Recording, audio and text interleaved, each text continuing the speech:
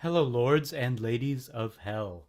Welcome to episode 6b, called Inflections. Old English inflections. Nope, not infections, inflections.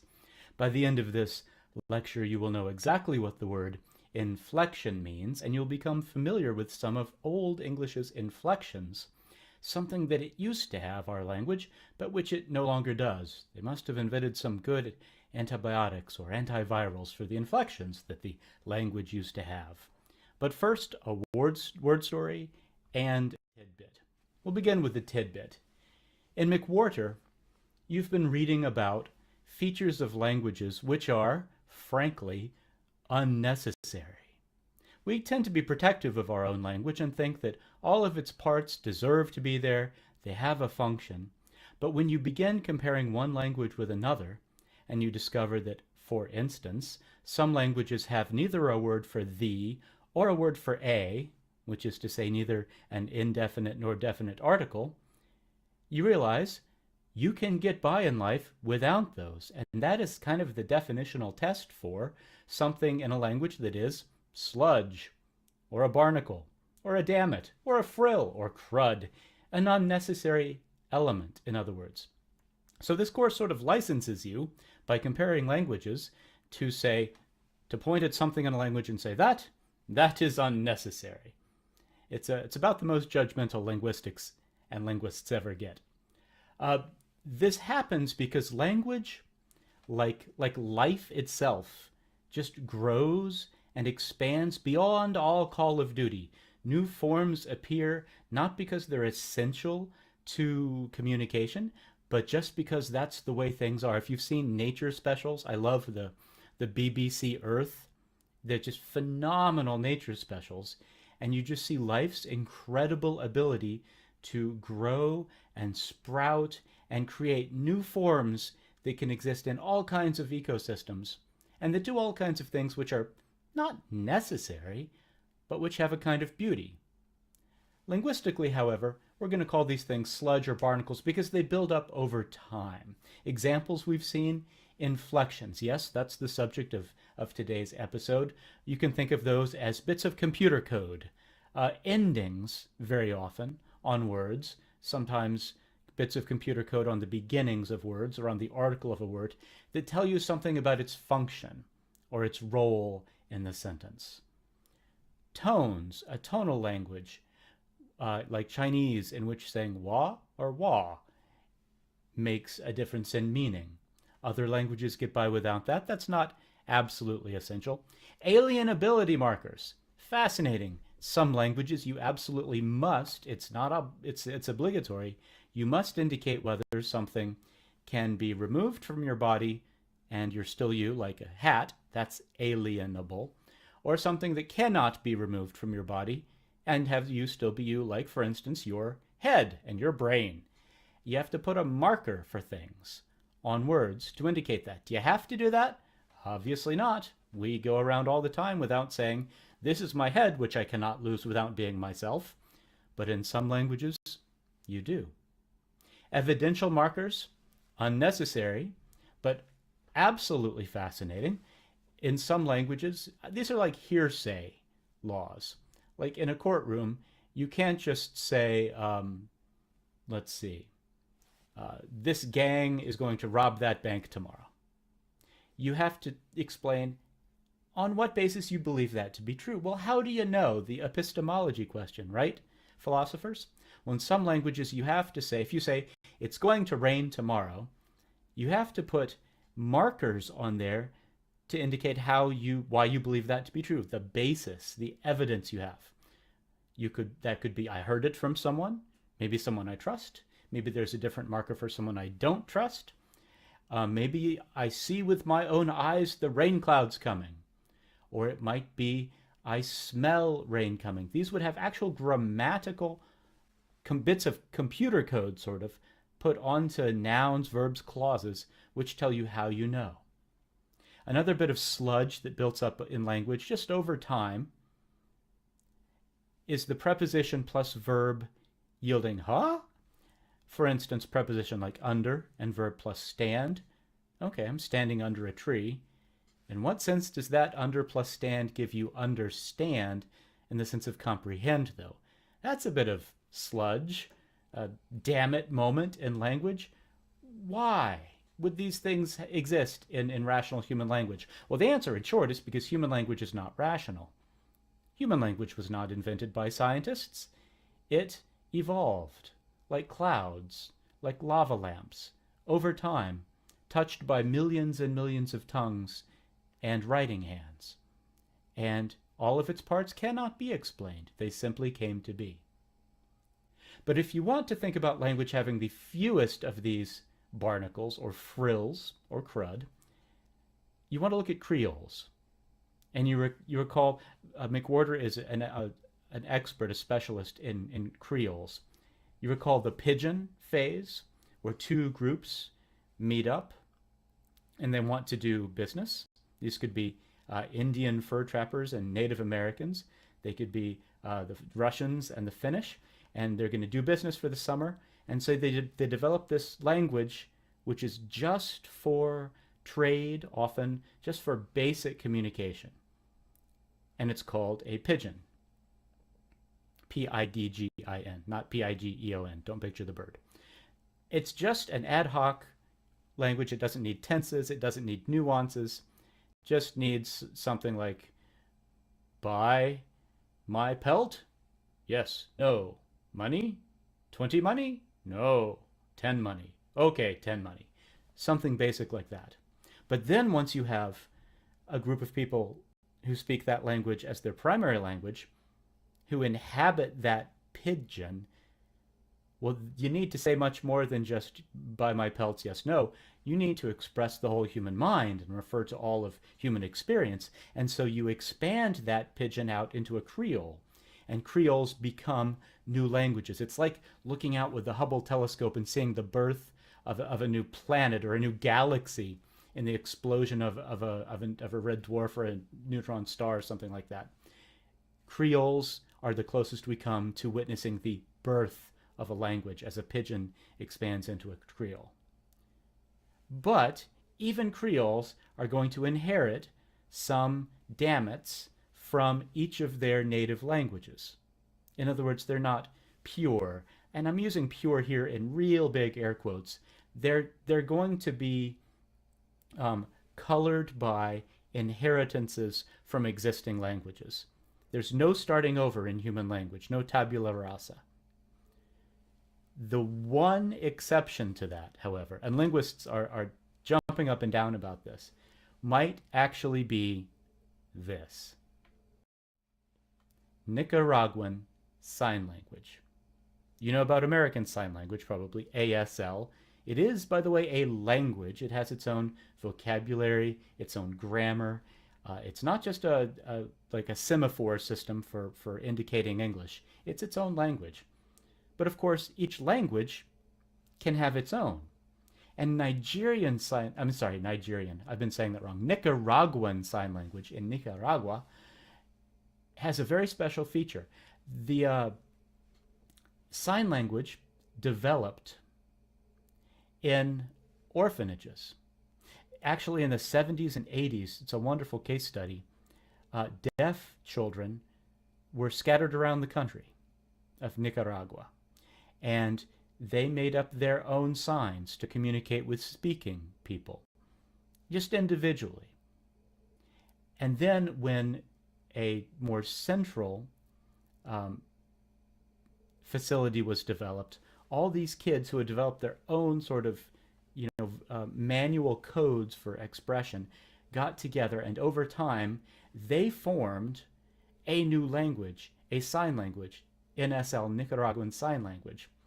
Now, does this have sludge built up from inheritance from other languages, from Spanish, from English, from indigenous languages?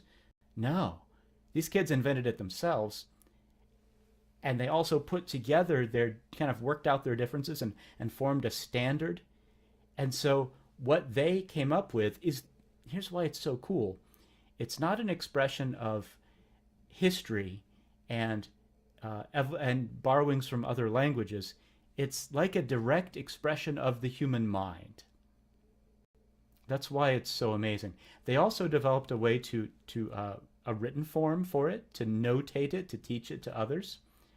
And I have for you, this is very special. Silence, please. The beginning of the book, if you give a mouse a cookie in Nicaraguan Sign Language, the world's purest Creole. And we'll experience this in silence in honor of students like Judy at the Escuelita de Bluefields.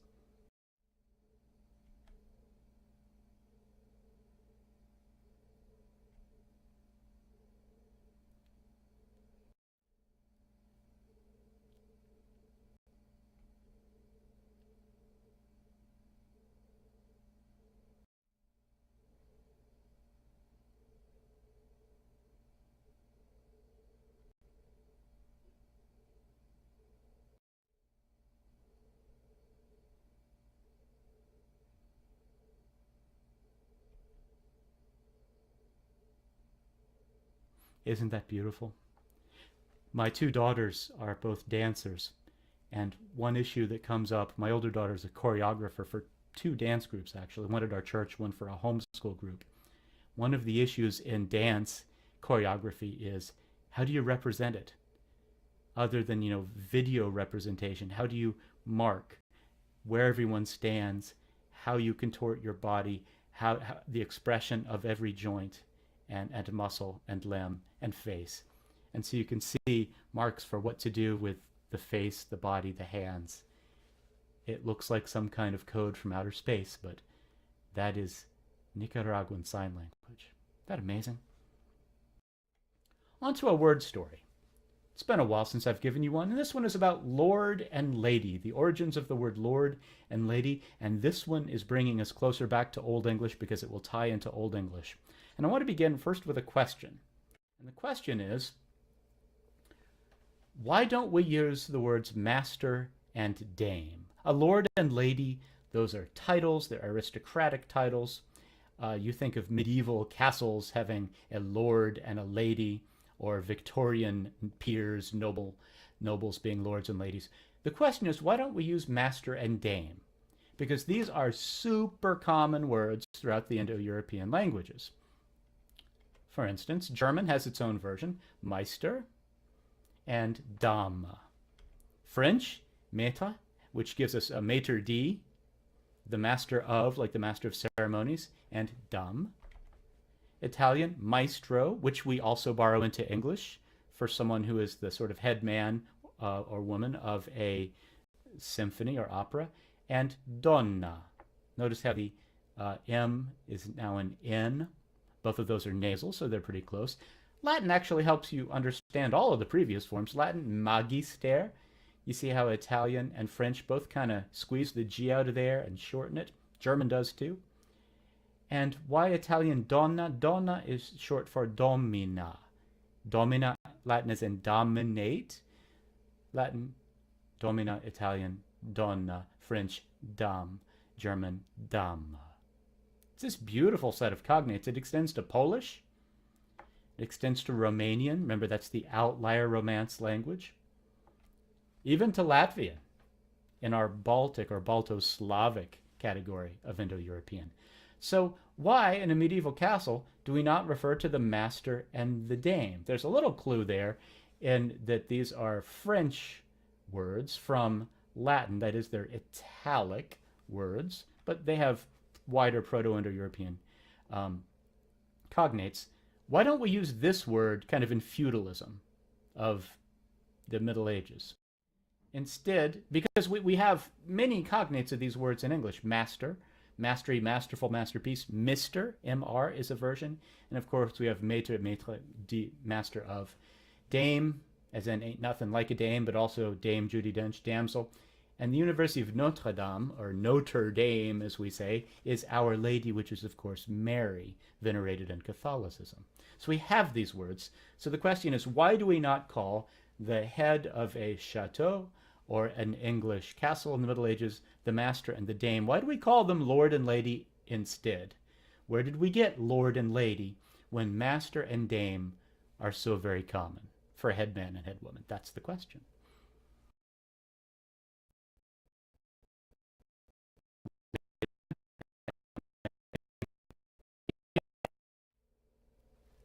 Let's start with Lord. To go back to early Old English, remember language changes, that's the course in 2 words. The Old English word for Lord was a compound word. First is hlaf, second is weard. That second half should sound familiar because of Cadman. Heovon reach is weard, mon kun is weard. It means, that's right, cognate with warden means guardian. So in early Old English, the Lord, the word today that is Lord, had the form hlaf weard. Well, it's the guardian of something. What's a hlaf?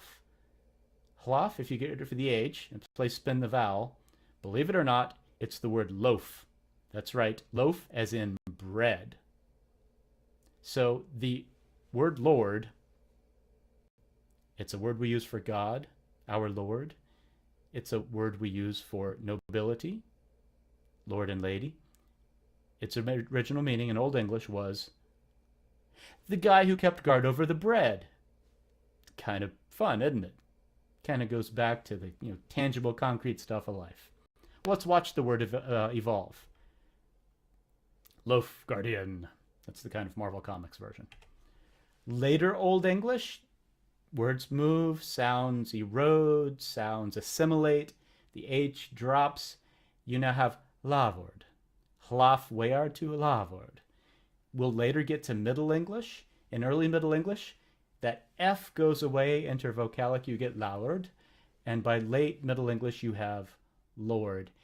And by late Middle English, no one can even hear or remember that that word was once the guardian of the loaf. And that's our word. Well, where does lady come from? If that's Lord, also begins with Old English. Early Old English, the form would have been half dia. Notice that I said dia, not diga. Why? Because the I is a front vowel, e-a, and that fronts the G from a g to a y. If that was not clear, review the pronunciation lecture. So hlaf dia. Okay, so the dude is guarding the loaf. What's the lady doing? Dia is kneading.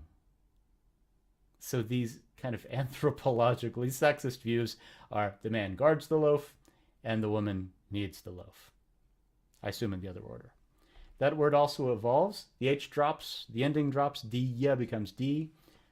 Leafti in late Old English, duty, and lady. So a lord and lady are the loaf guarder and the loaf kneadian.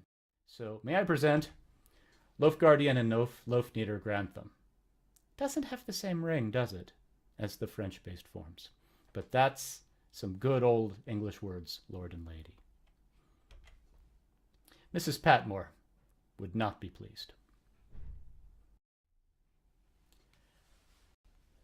Let's work through Cadman again, recalling that you are working on memorizing this, saying it daily, repeating it like some person who has lost all ability of speech except to say these words to everyone you pass in the hall, in other classes, your parents on the phone. Of course you are. Let's walk through it, but now we have another tool for walking through it. We don't just have the names of God to pull us along and the meaning of the word and the sounds of the word. Now we have alliteration. And one of the cool things about alliteration, about poetic form in general, is it aids memory. So if you're stuck on, I don't know, the last line, firum foldan, you can think to yourself, I gotta have an F on the other side because of the rules. One alliterating stressed word on each half line. As if Freya almichti. And it'll help you get to that. So let's say it again. I'll say it in pause. You say it, let's emphasize those alliterated words. Nu shulon herian, heovon reaches weard. Meotodes meachta, and his modjathank. Werk wuldervader, swahe wundere jehwas. Eche drichten or onstealde. He sheop eor than bearnum. Heovon to hrova, halli schuppend. Thamidan jerd, Mon kunnes wead. Eche drichten after Theoda. Firum foldan Freya almichti.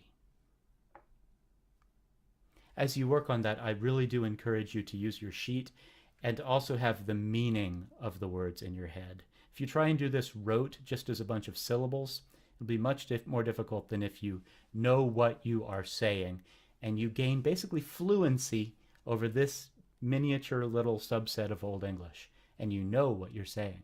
Then you can pronounce it with expression. Well, moving on, I promised to tell you about Old English being an inflected language. The basic meaning of inflection is it's got a bunch of funny endings on it. To be a little bit more technical, those endings tell you the functions of words. For our purposes, we'll say some go on verbs, and we call those conjugation. You conjugate a verb. You put an ending on that agrees with the subject. It's why we say I go, but he goes, with that Z sound. Nouns, however, can also have an inflection, and a noun ending, which tells you something about it, is called a declension. Verbs are conjugated, nouns are declined. Like, no thank you, I don't need any, I'm full. Not that kind. Nouns are declined. And their endings tell you their role in a sentence. A role might be subject of the verb, direct object of the verb. So inflection equals conjugation plus declension. Both of those categories, one for verbs, one for nouns, of sort of bits of computer code that tell us what role that word plays. Let me pause and say that there are inflected languages and word order languages. In other words, take any of the world's languages, and the way it communicates meaning is probably going to be more or less word order or inflection. Now just think about this. Let's just take modern English. Modern English is a non-inflected language. We've lost our inflections. That's part of the story that's coming. We rely on word order to know the roles of words. So let's just take three words. Let's just take dog, bites, and man. And if I want to understand in modern English what's going on with the words dog, bites, man, and I wonder who's biting whom, I rely on what? Word order. In modern English, since we don't have these bits of computer code, the thing before the verb is doing the action of the verb most of the time. So if it's dog bites man, it's the dog doing the biting. How do I know? Word order. How do I know man is the direct object receiving the action? Well, it's after the verb. For an inflected language, that's not the case. Think about it. What if you had a bit of computer code which says, and you put it on the end of nouns and you say, hi, I'm your subject. I'm doing the action of the verb. And if we had another bit of computer code which we put on a noun and said, hi, I'm the direct object, you wouldn't need word order, would you? You could put that sentence in a blender, zip it up on puree, and give the words in any order. And whichever word had subject marked on it, that's your subject. So if it's dog bites man is, say, the sentence, but in another language, but man coming after the verb is coded for subject with a nominative ending, oh, it's doing it, because we're looking at inflections, markings, rather than word order. That's actually a preview of next time. We're going to talk about declension on nouns next time. Today we're going to talk about verbs. And I think you're more familiar with verb conjugation, the idea that endings have to agree with the subject. If you know any of these languages, and I'm betting you've spent some time with one of these languages, at least the one on the right, you know about verbs and how to conjugate a verb. First of all, notice on the left, you have 6 pronouns. These are our 6 subjects. I'd make a little chart of them.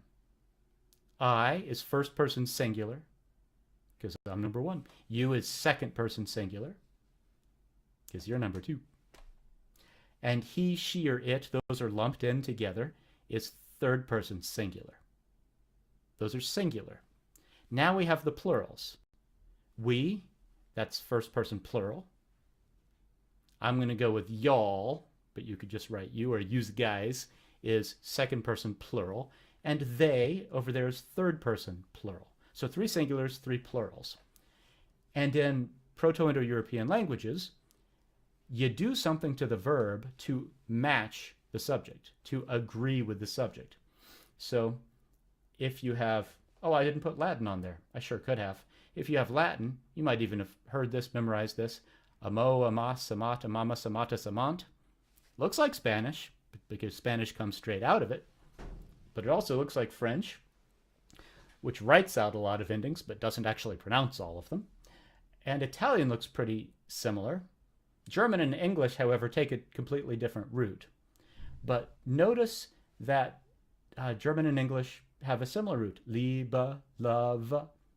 You're probably good enough phoneticians now to hear that that's actually the same root, just slightly modified. So let's look at German, for instance.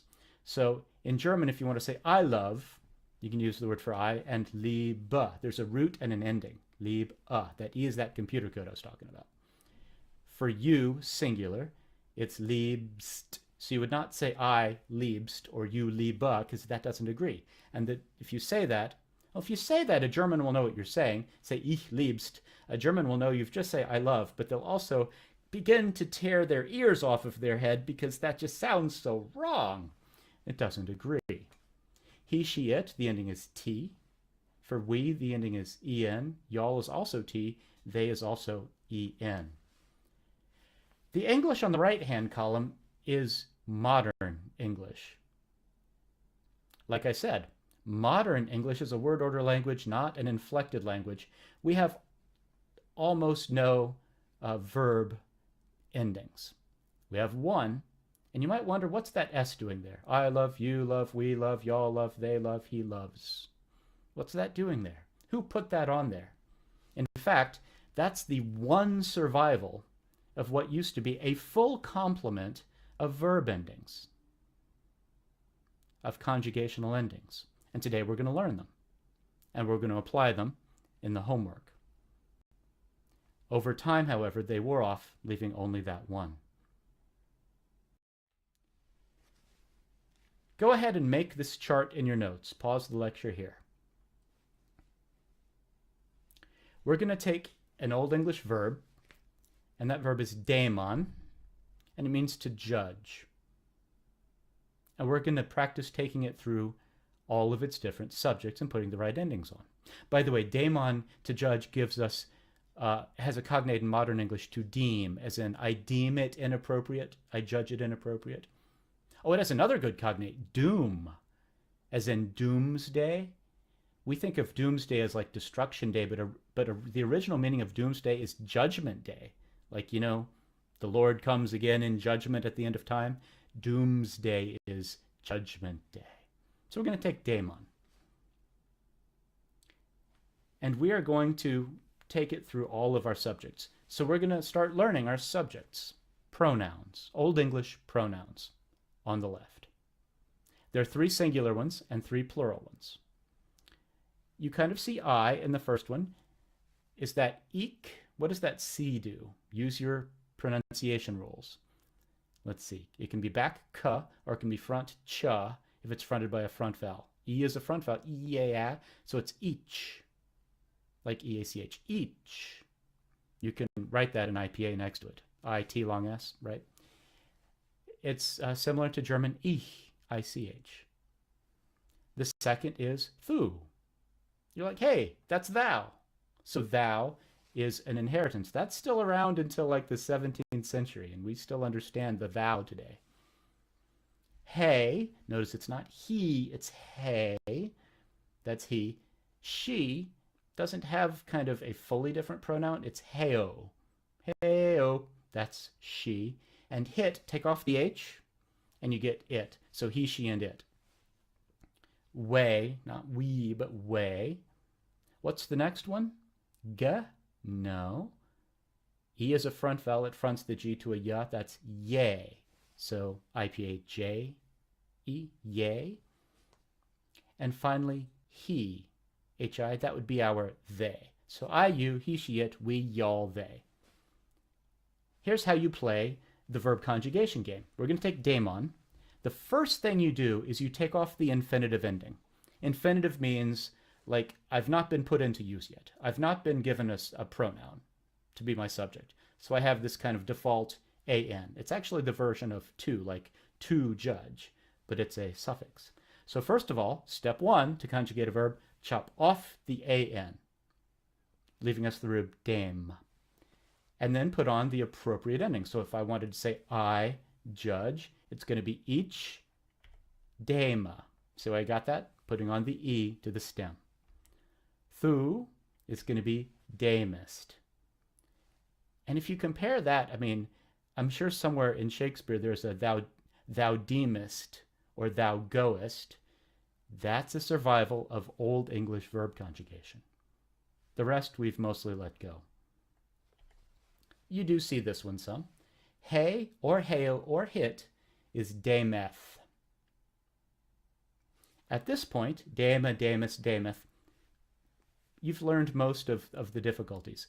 The rest of the three, notice how all of the three plurals have been what we would call leveled out. I assume originally in earlier the Old English than we have records of, there were separate endings. But by this point, people got tired of doing all that separate work and said, we're just going to make all plurals ath. So, we damoth, we judge. Ye damoth, y'all judge. He damoth, they judge. They're all the same. Let's practice before I send you off to do the homework using my favorite Old English word. What does it mean? Hans Arsleff taught me. To kill by grinding. So, everyone, all together in Old English. I kill by grinding. Chop your infinitive ending on. Put on the correct Old English ending. Each begrinda. You kill by grinding. Thu begrindest. He, she, or it kills by grinding. Hey, hail, hit begrindeth. We kill by grinding. We begrindath. Y'all kill by grinding. Ye begrindath. And those people over there, they kill by grinding. He begrindath. That's how you conjugate regular verbs, at least, in Old English. That explains, by the way, this sign that I drove by had to go back and take a picture of. From Our Lady of Martyrs Catholic Church, Mass is canceled, and then this suggestion using, for fun, their version of Old English inflections. Go drinketh beer, and dunketh thy worms into the river. Which is pretty hysterical because drinketh is not a command form. It's, go drink beer, not you drink beer. And dunketh, and also thee, that's like a thou, a thee, that's a pronoun, not an article, the river. But I still think that's pretty hysterical. A bit of modern awareness that at some point, this language of ours had different forms. And with that, I'll leave you to an Old English reading in which you'll look at pronunciation as well as verb conjugation, that part of inflections of Old English.